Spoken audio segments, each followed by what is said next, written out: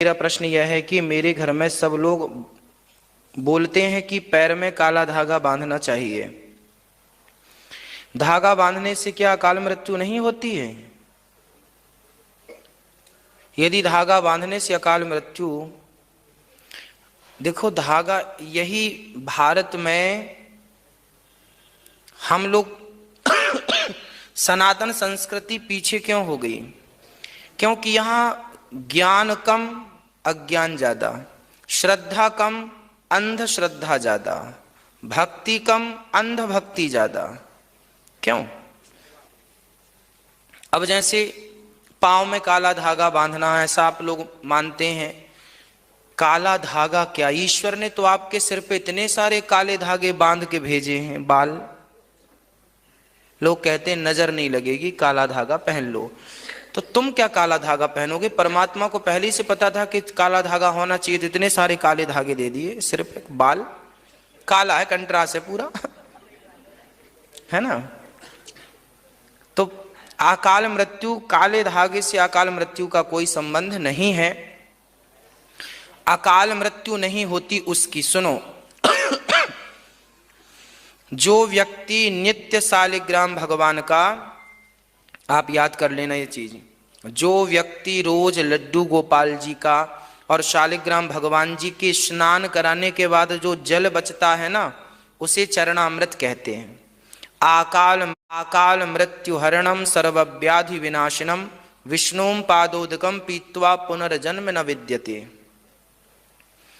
जो भगवान श्री कृष्ण के चरणामृत, शालिग्राम भगवान के या ठाकुर जी लड्डू गोपाल जी के चरणों का चरणोदक जो पीकर घर से निकलता है, उसकी कभी अकाल मृत्यु नहीं होती। शास्त्र प्रमाण है इस बात का। इसलिए काला धागा नहीं, चरणामृत। केवट ने भगवान श्री राम के चरणों को धोकर वो चरणामृत पिया कि नहीं? वही है चरणामृत। तो जो भगवान के चरणामृत का आश्रय ग्रहण करते हैं, उनकी कभी अकाल मृत्यु नहीं होती। इसलिए काले धागे पर विश्वास ना करिए, भगवान के चरणामृत पर विश्वास करिए। ठीक है, पहला।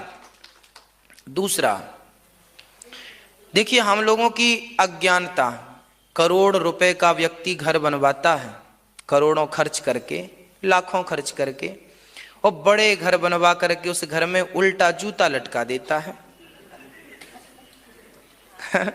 पूछो जरा उससे, क्यों भाई, करोड़ों खर्च किया था और फटा सा जूता पहना दिया। अब तुम बहुत बढ़िया पार्टी में जा रहे हो, बढ़िया महंगे महंगे कपड़े, और आप भी वही फटे वाले जूते पहन लो, तो आप शोभायमान होंगे? तो फिर इतना बड़ा घर, जिस घर में आप रहते हैं, उस घर को जूता का उल्टा, वो भी फटा सा जूता, घर को जूता, और उसको भी खोपड़ी में जूता। अब भाई जूता पांव में पहना जाता है, नींव में कोई जूता रखे, समझ में भी आए, सिर पे जूता। ये कौन लोग हैं? इन्हें नहीं पता। पूछो जरा कि भाई घर पे जूता क्यों लटका रखा है आपने? बोलेंगे नजर नहीं लगेगी। आजकल नजरोटा के लिए, अरे भाई घर पे नजर तो जूता नजर से बचाता है भाई।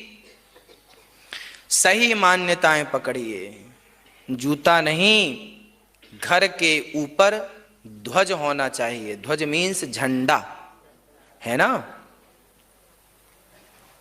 हाथ वज्र और ध्वजा विराजे, है ना? तो ध्वजा जिसकी लहरा रही है जिसके घर में, उसी की ध्वजा सदा लहराएगी। इसलिए अपने घर में भगवान को अर्पण करके ध्वजा लगानी चाहिए, और पुरानी हो जाए, जर्जर हो जाए, बदल के फिर नई ध्वजा। जैसे राम नवमी आवे, है ना, नवरात्रि आवे, ऐसे पावन त्योहारों में ध्वजा का पूजन होता है हमारे यहाँ। ध्वजा का पूजन कीजिए। नवरात्रि आई तो माता जी के चरणों में अर्पण कीजिए ध्वजा को, और भगवती और भगवान नारायण से प्रार्थना, हे प्रभु, ये ध्वजा आपका, ध्वजा भगवान का प्रतीक होती है। हमारे सनातन धर्म के मंदिरों में, मंदिर के ऊपर ध्वजा लहराई जाती है ना, तो आपके घर पर भी ध्वजा होनी चाहिए, ना कि जूता। जूता नहीं, क्या ध्वजा होनी चाहिए।